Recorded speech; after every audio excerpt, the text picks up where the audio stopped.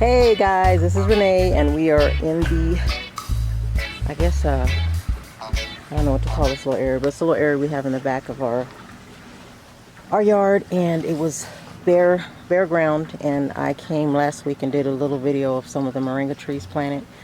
Well, it's been about 7 days now, and you can see the moringas have gotten a lot of nice new growth. Everything looks nice and dark green, which is what you want to get when you're growing moringa. Sometimes you can get yellow leaves. Usually means too much water or not enough water. Moringas are very, very picky to a certain extent. It loves heat, but it does not like cold, and it does not like their roots to be wet. And I think that's one of the #1 problems people have with growing moringa. They water it too much, and if you don't have a good drainage and that dirt stays wet around that root, you can lose a moringa tree in about 3 days. We discovered that on several occasions, and we learned from that. But here we are in the desert, and the soil is clay-like. I always mix our soil with compost mixed with coconut for to hold a little moisture in, and perlite. So I kind of dig up the clay soil, and I always replace everything with that. And as you can see, the moringas are doing great. We carry the large leaf moringa variety.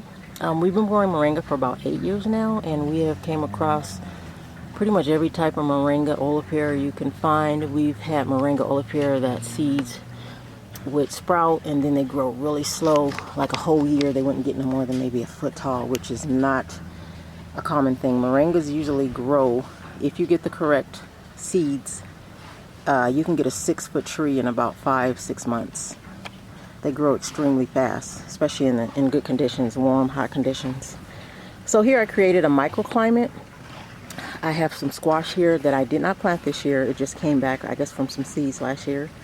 It's growing right around the fig tree we have. I believe that's a blackjack fig, and it's growing some figs in there. But I wanted to create a microclimate in the area because this was full sun.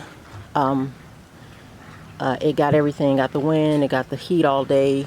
I think it's like sun here from like maybe 11 all the way until like 7 at night. So I created the microclimate first by planting the corn. I planted it in an L shape, going around along here, along the fence, and it's doing good here. And then I decided to plant, well, I have a Pakistani mulberry that is growing very fast now. I'm so excited because last year I planted him when I first got him, and he died down in the winter because he was still kind of like a seedling. So he died down, came back up in the spring, and now he's like towering almost six feet now. So I'm very happy about that. And then I planted a moringa around the base here. I like to do that with a lot of my trees because moringa provides a lot of nutrients. Not really nutrients, but nitrogen. As I said, it's very high in nitrogen, and it helps the soil condition of, the plants that are around. So you're getting a double whammy there. So yeah, I have this guy, and then I decided to plant a Asian pear in this area. He's doing great. We have an overcast today, which has really helped out, because I wouldn't be out here right now if we didn't, because it's supposed to be like 103 today, and these clouds are really helped. And it's humid, so it's kind of helping the plants out, getting that little microclimate going on here. Back here along the fence, grapevines. These are from 2 grapes that we planted 3 years ago, and they are doing great. They have tons of grapes on them right now, if you can see. Lots of grapes. Lots and lots of grapes, and it finally got long enough to connect it to, I guess, the trellis my husband planted. I wanted something with this little lattice on the top to kind of create a little shade over this garden bed. And you can see it kind of helps a lot because you can see it kind of gives it like 50%, I guess, shade cover, and it moves around so the plants aren't too hot, and then they get a little bit of shade during, throughout the day. And here in the desert, it's very much needed. And then right next to the grapevines, I have pumpkins. This is the first year we're growing pumpkins. You can see they're doing good. This guy, I actually fill up with water every day. I let the hose just kind of fill them up. And it's been doing good that way because it's so hot here and it's so drying with the wind. You really gotta keep your plants hydrated out here. So he's growing up the fence now, which I'm very happy about that. So I wanted them to kind of grow up off of the ground and onto the fence like the grapes. Watermelons, they're doing all right. They're growing really slow in this bin. I just keep them watered, so we'll see what happens with that. I also have some moringa here. Another moringa hedge down here. They're growing okay. They're not growing as fast as some of the moringas in the other areas, but I think maybe, I don't know why, but they're nice and green, so that's a good thing.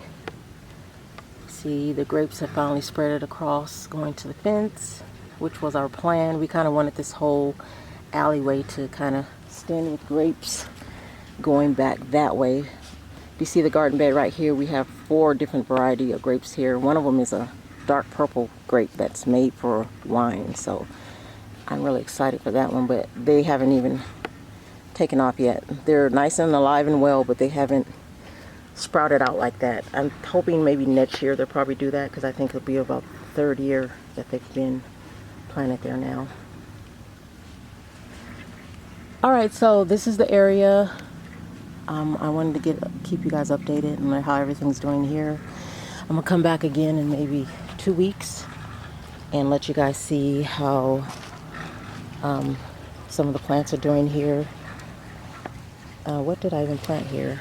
I think I planted radishes. They're doing good here.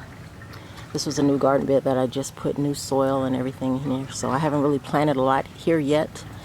Got a new corn that just popped up from nowhere. Once you start gardening a lot, you'll start seeing a lot of things popping up around, you know, because that's what they do. Once you drop seeds around the yard, you'll start seeing other ones pop up, which is fine. Most times I let them stay there. Just like this one, I didn't plant that corn. He just popped up too from last year, I guess. So I'll be back in about 2 more weeks, and I'm going to show you how high everything has gotten. Actually, the blue barrel here, if you're wondering what that is, this is fertilizer that we make organic fertilizer that we use on all our plants. We call it the Moringa cannabis fertilizer. It's good for all kind of plants, fruit trees, everything. It doesn't burn your plants. But anyway, this is one of the bins we have for that. And right here is a jujube tree. I forgot to talk about that, but jujube is very well. I'll get on the fruit trees another time. I think we have about 40 fruit trees planted around our yard now. So eventually I'm going to get to those. Alright guys, until next time, please subscribe to our YouTube channel.